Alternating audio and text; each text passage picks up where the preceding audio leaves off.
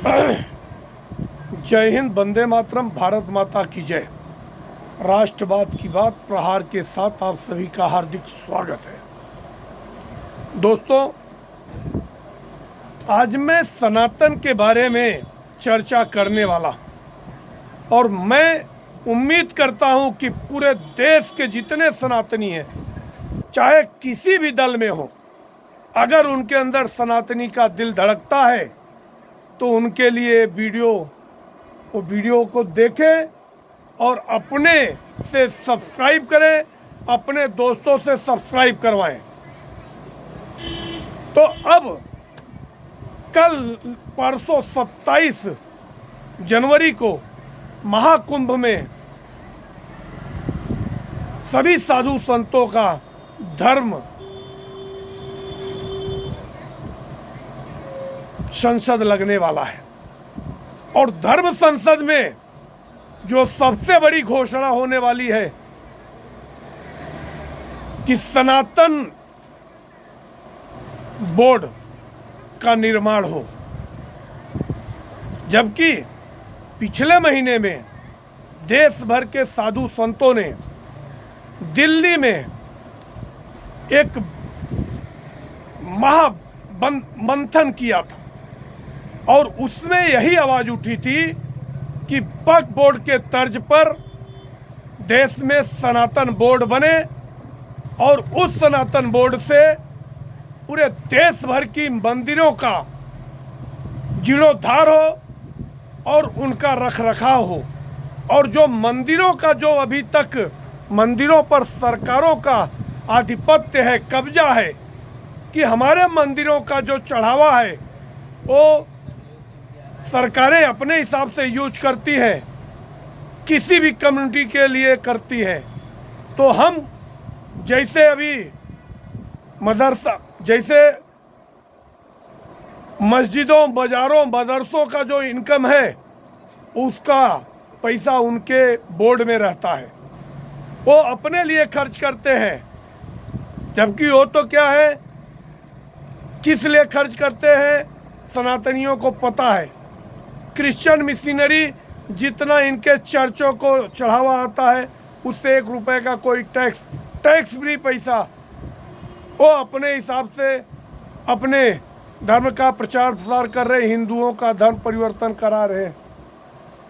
मगर हिंदुओं का जो पैसा है, ये हिंदू कोड बिल बनाकर हिंदुओं के मंदिरों पर आधिपत्य करने का काम कांग्रेस और जवाहरलाल नेहरू ने किया। मगर अब नरेंद्र मोदी की सरकार आने के बाद पूरे देश विदेश के सनातनी धर्म रक्षक एकजुट हुए, और अब जो 27 तारीख को एक बड़ी धर्म संसद होने वाली है, उसमें फैसला होने वाला है कि हिंदुओं के लिए भी सनातन बोर्ड की स्थापना होगी, और जितना भी मंदिरों का देख रेख ये बोर्ड करेगा, इनके कर्मचारी करेंगे। देश भर के करोड़ों हिंदुओं को अपने सनातन में काम करने का मौका मिलेगा।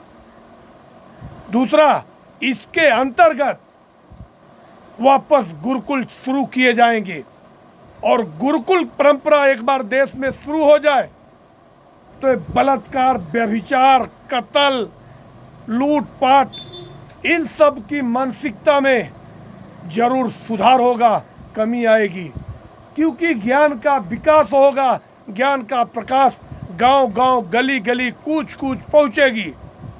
ऐसी सोच लेकर हमारे बड़े बड़े ऋषि मुनि, संत, महात्मा एकजुट होकर ऐसा फैसला करने वाले हैं। और अभी धर्म संसद से पहले ही मुसलमानों ने भी इसका खुलकर समर्थन किया है। अखिल भारतीय मुस्लिम जमात के बरेलवी ने कहा है मौलाना साहबुद्दीन बरेलवी, उन्होंने कहा कि वक्फ बोर्ड के तर्ज पर सनातन बोर्ड का भी निर्माण होना चाहिए। और आज समाजवादी पार्टी के पूर्व सांसद मुरादाबाद के एसटी हसन ने भी सनातन बोर्ड की सराहना की और मांग उठाई है कि सनातन बोर्ड बने। मगर साधु संतों का मानना है कि देश में सिर्फ सनातन बोर्ड बने, वक्फ बोर्ड समाप्त किया जाए। तो इसके लिए एसटी हसन ने कहा कि सनातन बोर्ड बने मगर वक्फ बोर्ड भी रहे। वक्फ बोर्ड के पास जो असीमित शक्तियां कांग्रेस पार्टी ने दे दिया, अब अपन आते हैं जेपीसी की जो मीटिंग चल रही है, सारे पार्टियों के, विपक्षी पार्टियों के मुस्लिम नेताओं को इसमें शामिल किया गया। एक तरफ बार बार हर विषय को जेपीसी में भेजने की वकालत करने वाली दोगली कांग्रेस और उसके चट्टे बट्टे। अगर जेपीसी गठित हुई और ये बात हुई कि आने वाले सत्र में इसके सुझाव संसद में रखे जाएं, अब 1 तारीख से बजट बिल पास होने वाला है और मानसून विंटर सेशन चालू होने वाला है और इसी विंटर सेशन में ये बिल रखे जाना है। मगर कल ये लोग टाल मटोल करते हैं। कल